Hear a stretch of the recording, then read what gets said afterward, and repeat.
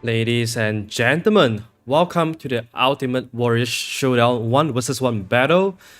We have got all the Chinese professional players, all the Chinese influencers here to celebrate with this amazing opportunity for them to fight out and determine who is the number one mid player in Chinese region. So first of all, shout out to our sponsors and organizers Veracity as well as Esports Fight Club for making this happen. Here is the prize pool breakdown for you. As you can see, the first place is going home with 32,750 renminbi. Second place will go home with 14k. And this is the breakdown of the bracket. We see some big names like AQ from previous newbie squad. We see DDZ getting kicked out at the first round by an unknown player called Xiumi. We have 7E today, which is the next series that we are going to look at. He is the current player for SAG and he is one of the very rare mid player in this current tournament. And on the right side of the bracket, you'll see big names like June. I'm pretty sure if you are a big Chinese fan, you are going to recognize names like September. You're going to recognize names like Swag. Unfortunately, they did not make out of their first round. But June, another player from SAG, has proven himself to be very good in taking down Swag, one of the more younger player from Chinese region with over 9k plus MMR. And today is going to be an exciting day because we are covering quarterfinals today. We have got 3 series coming on today, so remember, get ready to witness some really great 1 versus 1 Dota. My name is Arthur. I'm not the guy that you are looking at on the screen. He is covering the Chinese region in Chinese and Mandarin. I am your English caster. My name is Leon, or as known as Arthur. You can find me on Leon Arthur Dota across all platforms. I'm mainly very active on Twitter and Facebook.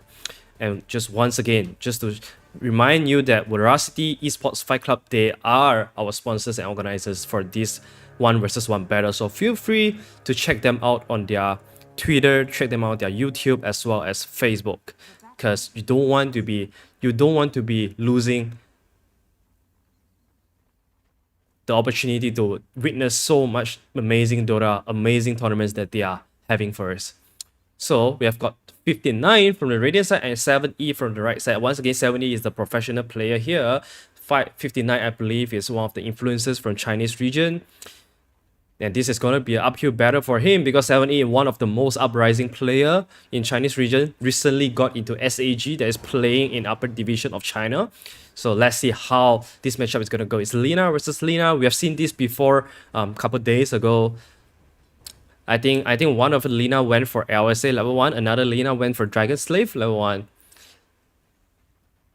And last time around, it proved that the Lina that went for LSA was just a slightly stronger than the one that went for Dragon Slave. As you can see now, 70 is already leading a lot in terms of CS. He's 3/2 compared to the 1 and 0 from 59. He has some slight level advantage here, got the really early Fiery Soul, but he's not looking to harass 59 just yet. It seems like they are going to play a bit safe, get to the level 3, and start putting down all the harassment once LSA is active. None of the players went for Magic Stick, which we saw a couple of days ago. Both of them go for this very manly item, 2 Fairy Fire even from 59. So he is definitely down to some man fight here against 7E. And we know how important Fairy Fire is for one to catch in another one by surprise. I think Magic Stick could also have the element of surprise, but Fairy Fire definitely helps a lot in terms of basic attacks and basic attack damage as well. As you can see, 70 is already harassing 59 a lot. He's always looking to get the range creep with Dragon Slave and also meanwhile hitting 59 for the harassment. No LSA so far from both sides. Both of them got the level 2 Dragon Slave so that they could do more burst damage. But without LSA means that it's very unlikely kills are gonna happen very soon. Level 4 seems to be the timing both of the players are waiting for. We see 2 salve coming out from 7E. 59 has already spent 1 salve, so He's relative healthier compared to 7E right now. I think the ability to stop each other from using the salve is going to be really important here. First LSA was missed by 7E. Good dodge coming in from 59. He's getting harassed back. He's going to get level 4 with this creep. Unfortunately, he did not have any mangoes. He's going to clarity himself up. Clarity in a 1v1 though doesn't look like the best item to have, because you definitely want the instant regen from mango. As you can see, 7E has already achieved high ground advantage. He's just freely right clicking 59 now and freely denying, as even like the advantage is gonna get bigger and bigger now, as you can see from the CS chart. 19 and 6 compared to 12 and 1. There's a lot of creeps differential there between the two players here. 7E spamming the mangoes. He knows how important the instant regen is. That's why he wanted the mango over the clarity. There's a magic stick coming out from 59. There's still 2 fairy fires for him unused yet. Maybe he will. I think he's definitely looking to save them out for the man fight later on. That is going to happen very soon. I assume level 6 or level 5 or level 6 should be the best timing for each other to go on, and be aggressive. With the level 3 on Dragon Slave, that's a bunch of burst damage. Oh, nice LSA from 59, connecting perfectly. 7E has the high ground advantage. He's turning. Can he man fight this? 59 has the 2 Fairy Fire, popping the 1 Fairy Fire first. He has Salve and Mango ready, so he's gonna be really healthy here. But he has also spent a lot of Fairy Fire and Magic Stick charges. 7E is gonna regen up as well. Now the level differential is gonna come in handy, because if 7E hits level 6 here, he could most likely catch 59 off guard and finish him off with the 1 Laguna Blade. So keeping healthy in terms of mana is also very important, but it seems like he's going on. Very good dodge coming out from 7E. He's gonna be right clicking down 59 and he gets the first blood. That was a good move coming out from 7E. Just preemptively walk forward, knowing that 59 is gonna try to LSA him. Smartly walk forward to get closer to 59 and just casually right clicks him down. That was a really nice play coming out from 7E. 59, he is not giving up. He is not given up just yet. Because we have seen some instant GG after a first blood, but 59 says no, I'm gonna fight to the end. I'm gonna fight until I die. I'm gonna end this game like a warrior. That's what 59 is thinking to himself right now. 7E, I'm looking forward to see what item he has bought from the gold that he had from the first blood. He brought more regens, clarity, mangoes, and another now for himself. Laguna now is ready on 7E, so if he wants to go ahead and be aggressive, he can. 59 is sitting at high ground without level 6, so that's a little bit scary for him. 7E though is protecting his clarity, that's why he didn't want to go in front to risk his clarity getting cancelled. Level 6 is gonna be the biggest timing for 7E now. He has hit level 6, 2 levels ahead of 59 now. Okay, not anymore. It's just a 1 full level ahead right now. Look at how much damage. How much damage is 59 taking from the level 4 Dragon Slave? That was insane. So 59 gotta keep himself healthy all the time. Otherwise, 1 Dragon Slave and Laguna could easily brought him down. 4 Observer Ward coming out from 7E. Well, Observer is, doesn't cost anything, so who cares, right? 7E look like he wants to man up. He has the mana for the Dragon Slave. Magic Stick available on 59. Another Fairy Fire is popped. Does he want to go for this? No mana for the secondary Dragon Slave, so he's not gonna get this kill. He has burned all his mana for this attempt though, so 59 is actually the one coming out on top of this battle, since he has forced 7E to spend most of his mana. And 7E is only sitting at 180 mana right now, so this is the perfect chance for 59 to turn around if he wants to. Oh, look at all the Observer Ward coming out from 7E, just covering all the places. Oh, 59, does he want to go for this? Nah, 7E is just a bit too tanky with the double null. He's gonna bring in more regen, just regen after regen after regen. Everyone just spending all their gold on regen right now. Unless they get a kill, otherwise we don't think they are gonna pick up some new items. It's just gonna be regen all the way. It's pretty fun to see 70. He's still having a little bit of the muscle memory to get to the power rune, because you can see him always have the urge to move towards the power rune and then realize that this is a 1 versus 1. Power rune is not available. Magic wand available now on 7E, so that could be a slight advantage here. Or I would say hitting on both sides. Laguna Blade coming out from 59. He's gonna have the upper hand here. 7E will force to consume a salve here.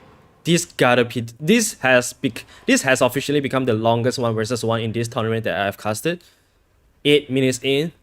It's still pretty 50-50, but as you can see from the winning probability 65% favorite on 7E side.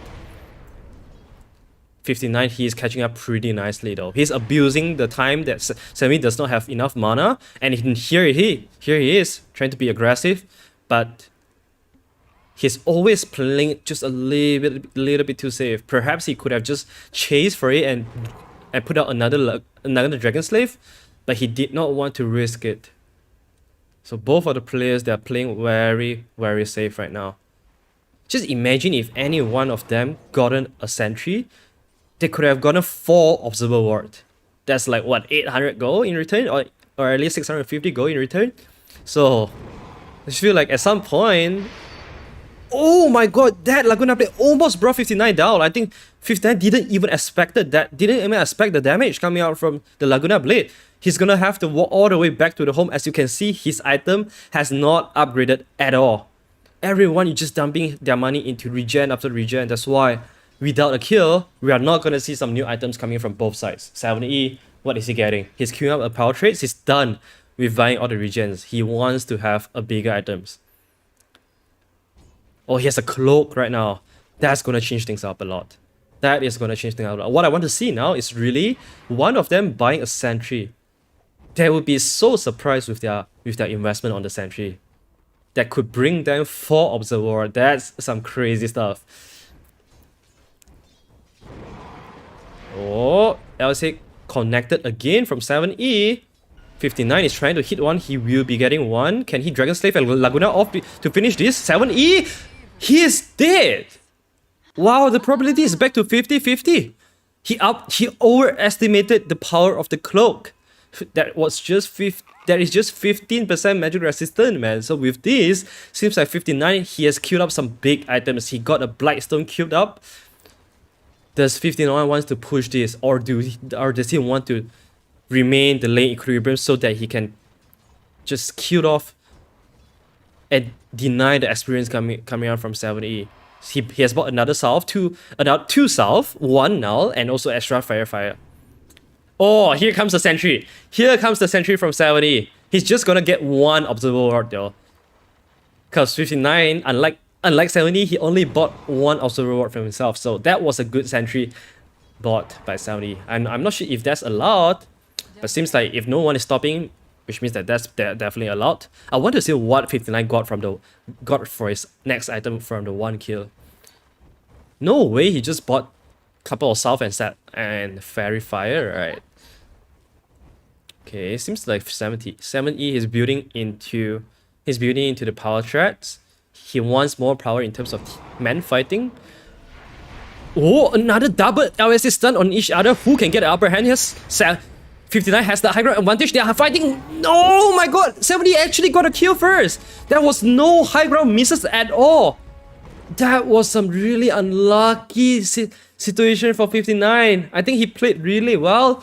He come back from a really bad situation, from a first blood situation, and actually got the return kill from 7E. And the ability for him to turn the 65% win rate to 50 was amazing enough. But at the end, he just didn't have enough luck on the high ground misses. 7E, I think he actually hit most of his hits there. That's why he fall first. And of course, the triple now coming out for 7E and the casual cloak definitely was a game winner there. So, first game of the series went really close. You gotta give props to 59 too, because 7E is one of the most uprising player right now in Chinese scene. He's definitely a very skillful player. And for 59, The ability to go 50-50 with 7E was impressive enough. So with that being said, we'll take a small break and we'll come back into the next game in just a couple of minutes. Once again, shout out to Veracity and also Esports Fight Club. If you guys want to follow and want to witness more exciting Dota matches, exciting PUBG matches, please feel free to follow Veracity and Esports Fight Club. They are active across Twitter, Twitch, Facebook, and YouTube. So do remember to drop them a like and follow. And if you guys like the stream, my name is Arthur. You can find me at Leon Arthur Dota across all platforms. I'm mainly active on Twitter, Instagram, and Facebook. So feel free to catch me there. We will be entering a small break and we'll come back for game 2 between 7E and 59. It's gonna be an incredible one. So stay tuned, guys.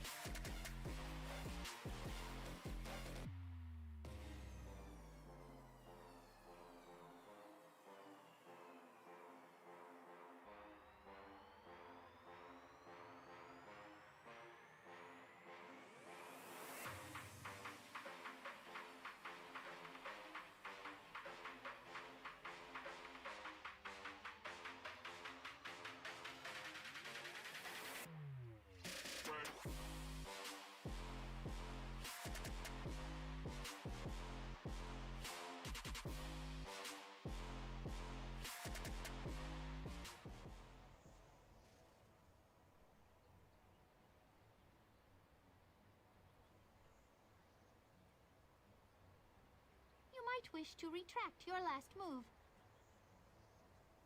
You might wish to retract your last move.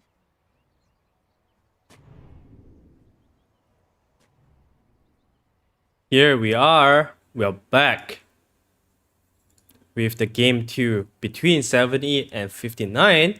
Oh, here we go. That's the question mark coming from 70. Seems like everybody is very much influenced by Emo's question mark in the major. So this is gonna start to become a norm here from all the mid players that using the question mark before the game started, assert dominance, showcase the confidence in themselves. Last game it was 7E with the clutch play that was released anyone's moment there, and 70 got really lucky there. But you know what? Lucky and skill comes together most of the time. This time around, 59 definitely wants to equalize this. He went for this double fairy fire just like last game. That's gonna help him a lot in terms of last hitting. And 7E, he went for double iron root branches here. So looking forward to turn that into the magic wand. Honestly, I think I'm a fan of this double fairy fire build because I think the +2 extra damage could actually make a big difference. Oh, 70! He actually messed up the blocking, but 59, he didn't block very well as well. So it turns out to be pretty nice for 70. He has gotten the high ground advantage here. Let's see how the first 2 minutes of last is gonna go, because last time around 7E was a lot in terms of was very highly advantageous in terms of the first 2 minutes of last hitting. He's already putting down a lot of damage here onto 59. Range creep, unfortunately didn't get it, but at least it didn't get denied by 59, so that's a small win there. Both of the players are very disciplined and staying at their own high ground. 70 is looking to just put in a lot of harassment here with the level advantage. Nice range deny coming out from 59. Now the entire wave is being pushed in. Very good job by 70.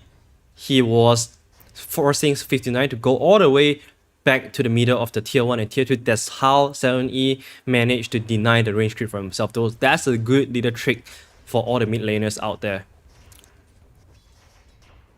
Good deny coming from 59. By staying under tower, 59 will always have extra HP regen and extra armor from the tower buff. So as we need for mid lane 1-on-1, it's always very important to stay around the tower aura. And man fighting around with the tower aura is always a very good choice. That's why high ground advantage is so important in terms of mid 1 versus 1 battle. 59 is gonna send out a lot. One salve, a now recipe, and of course a very early observer ward too. Oh, seems like 70 wants to be greedy here. He still stay. Oh, one phase shift on 59. Alright, here comes the differential of two builds. 59 has 1-1-1 build in level 3, and meanwhile 70 he has 2 points of illusory op. So that gives it a lot of burst damage. 59, can he dodge this? Nah. Level 1 phase shift is just a little bit too slow or too little to dodge the illusory op. I've seen this a couple of times few days ago. That's why I think better puck they actually don't bother getting phase shift at all, because it's just really hard to dodge the illusory op. It's not long enough. Level 1 phase shift is not long enough to do that. And you definitely don't want to get level 2 phase shift too. So 70, he definitely knows this a lot. That's why he did not bother phase shift at all. Just all in on the damage department here for 70. Good harassment coming from 59. Phase shift wasn't utilized to block any damage here coming up from 59. So that's a little bit loss of opportunity there. Once again, 70 is getting a decent advantage over last hitting 17 to 5 compared to the 13 to 3. That's a pretty good marginal advantage from 70. Range creep is gonna be secured by 70. Very well done. Both of the players are just playing really safe right now using illusory op, mainly for the range creep, lesser for the harassment. Now we see the magic stick coming from 70 finally. 59 gotten his magic stick pretty early. That's why he has already gotten 3 charges. That's good investment right there. With more charges on magic stick plus the fair fire, the outplayed potential is way higher on 59, I would say. And also not to mention he has 1 point on phase shift as well. So there is a lot of outplaying opportunity here coming up from 59. Does he want to go for it? Or 70, he's the one being aggressive here. 59 get silenced there. That's why he wasn't able to fight back. Once again, we are not seeing phase shift getting a lot of return here for 59. So maybe for the future games, enemy players that are watching this might not want to go for phase shift if it's a 1-versus-1 puck battle.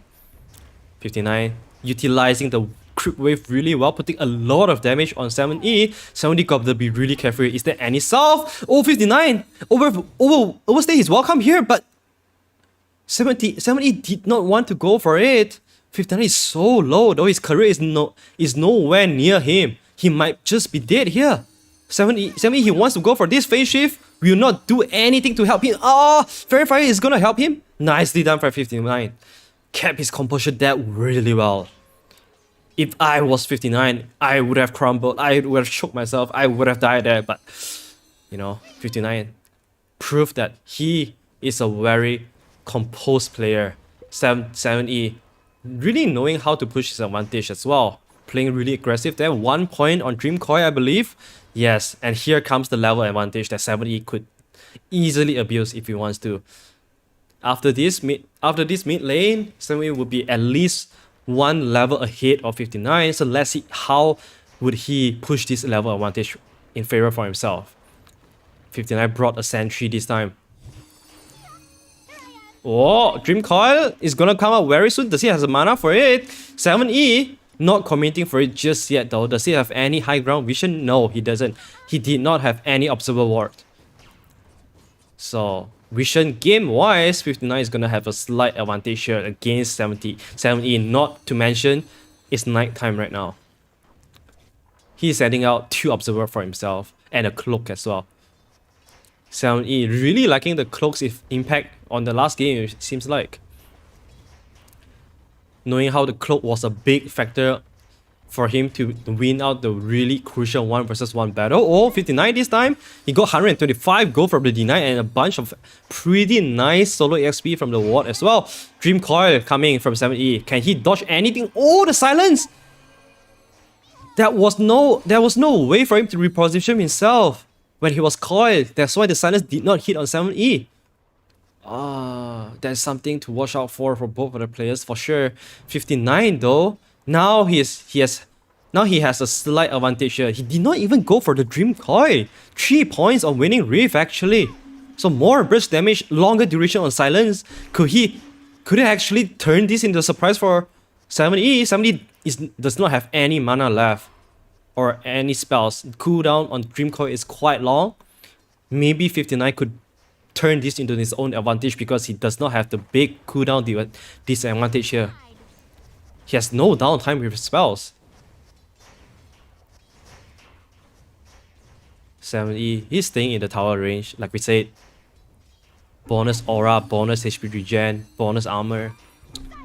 7E does not get a waning rift again. So both of the players have missing skills here and there, but nothing too crazy is gonna happen just yet because both of them are playing very carefully here. Seems like they are taking this tournament super seriously. No one really wants to take too much unnecessary risk and really want to outplay their hand. 59 though, that being said, he's being really aggressive here. 4 points on silence compared to 7E's 4 points on illusory orb. So let's see, burst damage. Is burst damage better here or is silence better here? We will see very soon. Another solve from 7E. 59 is relatively healthy as well. So the only difference here is the level between both sides. 7E is 1 level ahead of 59, but it doesn't seem like 59 is troubled at all by this. Oh, he's getting really low though. He's gonna be forced to solve up. He has 6 magic stick and a fairy fire as well. So if he wants to play aggressively to start trading fiercely, he could actually have a very good advantage here. Because look at Puck. Does not have any magic wand charges, does not have any fairy fire as well, but he does bring a lot of damage though. Oh, Dream Coil is really stopping 59 here. Oh, the phase shift, saving life. This is where the phase shift really comes in handy, and he has 2 salve for himself. So now he is the one with an upper hand there. Both of these players are really playing chess, guys. 59 playing to the maximum to create the winning condition for himself. Now he has Dream Coil and 7E does not have. Could he turn this into his advantage? Let's see how can he play his hand here. He's basically having a full house card here. Does he want to push this advantage though? Does he want to play the bluffing game against 7E? Seems like he's still playing safe here. He has 1 more salve for him to use if he wants to turn this around. But 7E is not giving him the chance. He's always stacking up the silence in very good timing. That's why 59 doesn't really have a good timing for him to turn around with the Dream Coil.